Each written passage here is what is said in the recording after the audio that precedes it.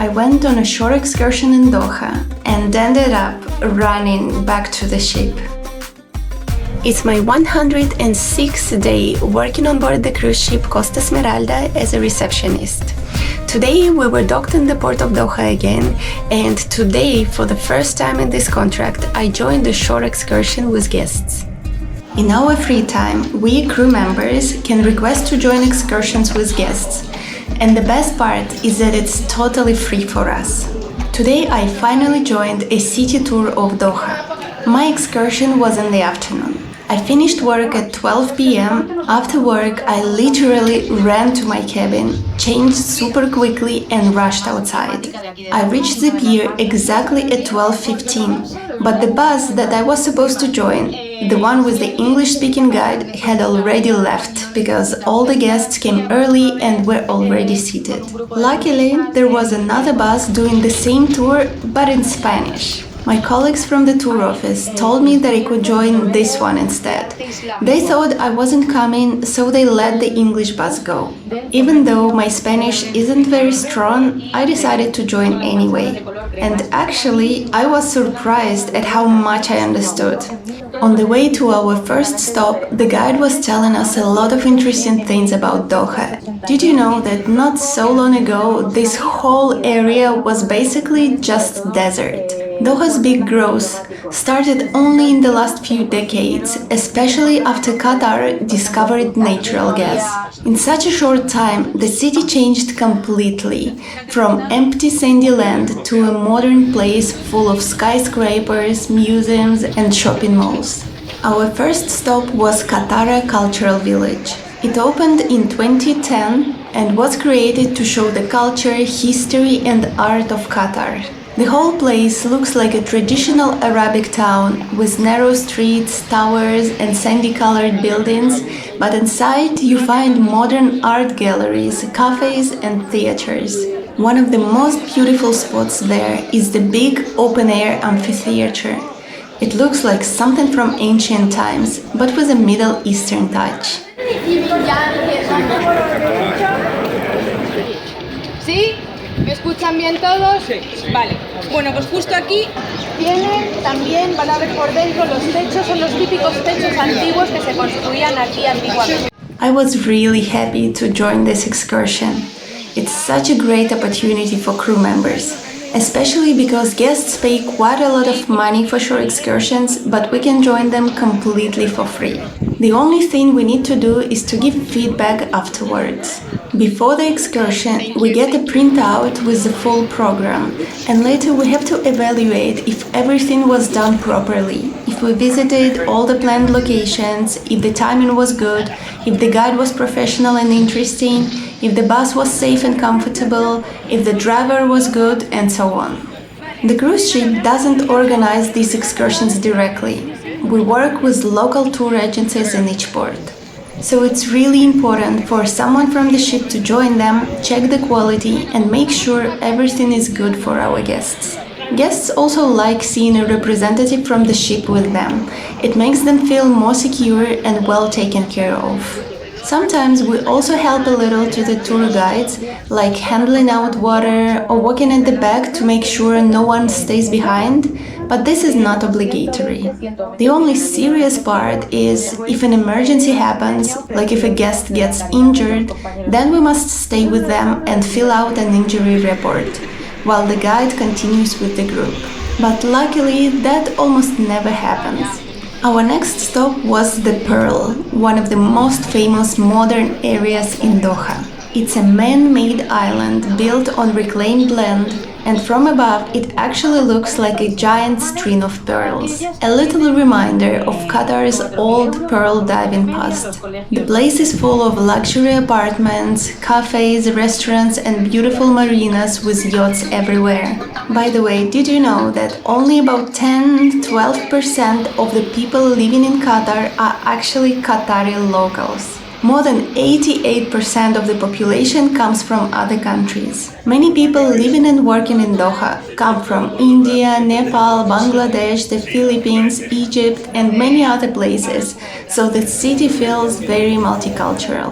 Arabic is the official language, but English is used almost everywhere because everyone comes from such different backgrounds. There is also a big difference between the number of men and women in the country, mostly because many workers in construction and other industries are men. Then we arrived at a small open area where camels are kept, and it's one of the most unique places in Doha. The camels are usually owned either by the government or by local families, and they are looked after by professional handlers. It's not a tourist attraction where you ride camels, it's more like a traditional spot where the animals rest, train, or just spend the day. Many visitors stop there to take photos, because seeing camels so close to the modern city feels really special and authentic. It's a nice reminder that even though Doha is super modern, the traditional Bedouin culture is still alive and respected. Then we visited a place called the Falcon Souq.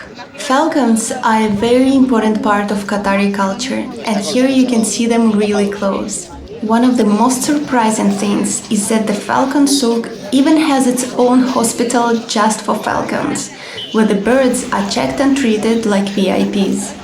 Some of these falcons are incredibly expensive, and people in Qatar still use them for traditional hunting. After that, we went to Souq Waqif, a traditional local market with narrow alleys full of spices, perfumes, colorful fabrics, souvenirs, and traditional Arabic clothing. We had some free time there, so everyone could walk around, try some local food, and maybe buy some souvenirs.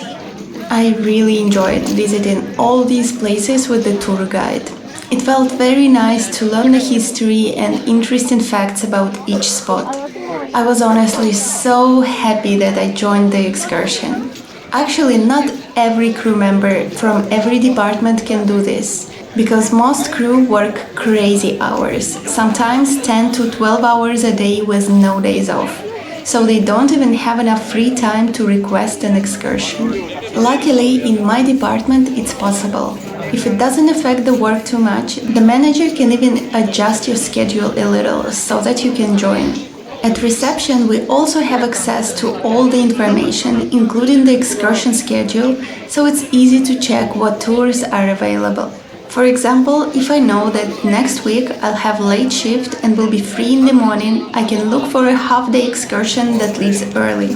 Then I leave a note for my manager with the excursion code and date a few days in advance. If it fits my schedule, the manager contacts the tour office, and if no one else has joined that excursion yet as an escort, they can put me on the list. Only one escort from the ship can join each bus, so if someone already signed up, then I can't go. In this sense, the best departments are the tour office or the international hosts, because they can regularly go on short excursions as part of their job. It's literally included in their working hours, so they are living the dream. And we can only go during our free time, and when the excursion ends, we return straight back to work. But even with that, it's still an amazing opportunity to see places, explore the ports, and join great excursions completely for free. I was starting to feel hungry because I didn't have lunch. After finishing the first part of my shift in the morning, I had to run straight to the excursion. I only managed to grab some fruits, but of course that wasn't enough. So during our free time at Souq Waqif, I decided to get something to eat. I bought a chapati with chicken and cheese, and it was really good. My colleague, the French international host, was also there because she joined the French-speaking excursion today, and the French tour guide was with her too. So we all sat together and enjoyed our little break. Then it was time to go back to the ship. We met our guide with the rest of the group at the meeting point and walked together to the spot where the bus was supposed to pick us up. But as we got closer to the cruise port, we realized that there was horrible traffic. The Qatar Kite Festival was taking place right next to the cruise terminal, so everything was completely blocked. We were running late. It was almost 5 p.m. and we were still stuck, even though we were supposed to be back on board half an hour earlier. The official all-on-board time was 5 p.m. and for crew it was 4:30 p.m. Normally, if we arrive late, we can get a warning and have big problems. I texted my supervisor to explain the situation and luckily she said it was fine because I was with the excursion and that all the other buses were also delayed. So the ship was waiting for all of us. Still, the distance that usually takes 5 minutes took more than half an hour. When we finally reached the port, I literally had to run back to the ship because I was already late for work. I was supposed to be at reception at 5 p.m. and I still had to go to my cabin to change into my uniform.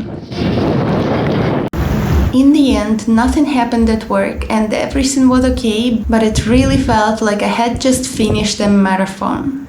And all of this happened because of the kite festival. To be fair, the event itself was actually really cool. It brought together more than 60 professional kite flyers from over 20 countries, and the sky was full of giant, creative kites in all shapes and colors.